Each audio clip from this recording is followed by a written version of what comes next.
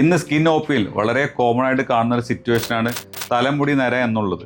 പണ്ടൊക്കെ 30-ന് ശേഷവും 40-ന് ശേഷമൊക്കെ ആയിരുന്നു ആളുകൾ തലമുടി നരച്ച് കാണാറുള്ളത്. പക്ഷേ ഇന്ന് കുട്ടികളിലും വളരെ ചെറുപ്പക്കാരിലൊക്കെ തലമുടി നരച്ച് കാണാറുണ്ട്. നമുക്ക് പ്രിമച്വർ ഗ്രേയിങ് എന്താണെന്ന് ഡിസ്കസ് ചെയ്യാം.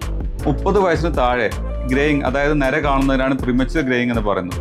എന്തായിരിക്കാം ഇതിന്റെ കാരണങ്ങൾ? പ്രധാനപ്പെട്ട ഒരു കാരണം ഹെറിഡിറ്ററി ആണ്, പാരമ്പര്യം എന്ന് പറയും. രണ്ടാമത്തെ ന്യൂട്രീഷൻ ഡെഫിഷ്യൻസിയാണ്. വിറ്റാമിൻ ഡെഫിഷ്യൻസികളായ വിറ്റാമിൻ ഡി, അതേപോലെ വിറ്റാമിൻ B12, മിനറൽസ് ആയ സിങ്ക്, അയൺ, അതേപോലെ കോപ്പർ, ഇതിന്റെ ഡെഫിഷ്യൻസി ഒക്കെ തലമുടി നേരത്തെ നരച്ച് തുടങ്ങുന്നതിന് കാരണമായേക്കാം. മൂന്നാമത്തേത് stress and life style habits ആണ്. നമുക്ക് കൂടുതൽ സ്ട്രെസ് ഉണ്ടെങ്കിലോ നമ്മുടെ ലൈഫ് സ്റ്റൈലിൽ നമുക്ക് ആൽക്കഹോൾ കൺസപ്ഷൻ, അതേപോലെ സ്മോക്കിംഗ് ഒക്കെ ഉണ്ടെങ്കിൽ തലമുടി നേരത്തെ നരച്ച് തുടങ്ങുന്നത് നമ്മൾ കാണാറുണ്ട്. നാലാമത്തേത് പൊള്യൂഷൻസ് ആണ്. അതിൽ കെമിക്കൽ കോണ്ടാക്ട് ഉണ്ട്. അത് നമ്മൾ യൂസ് ചെയ്യുന്ന ചില ഷാമ്പുകൾ, നിലവാരം കുറഞ്ഞ ചില കോസ്മെറ്റിക്കുകൾ, മുടിയിൽ തന്നെ ചെയ്യുന്ന പല ട്രീറ്റ്മെന്റുകളുണ്ട്.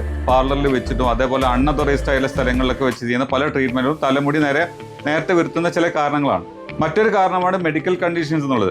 ആൾറെഡി അണ്ടർലൈൻ കണ്ടീഷൻസ് ആയ തൈറോയ്ഡ്, അനീമിയ, സ്കിന്നിൽ തന്നെയുള്ള അസുഖങ്ങളായ വിറ്റിലിഗോ, അതായത് വെള്ളപ്പാണ്ട് എന്നീ അസുഖങ്ങളിലും തലമുടി നരച്ച് കാണാറുണ്ട്. തലമുടി നര റിവേഴ്സ് ചെയ്യാൻ പറ്റുമോ? വളരെ കോമൺ ആയിട്ട് നമുക്ക് കിട്ടുന്ന ക്വസ്റ്റ്യൻ ആണ് ഈ റിവേഴ്സ് ചെയ്യാൻ പറ്റുമോ എന്നുള്ള ചോദ്യം.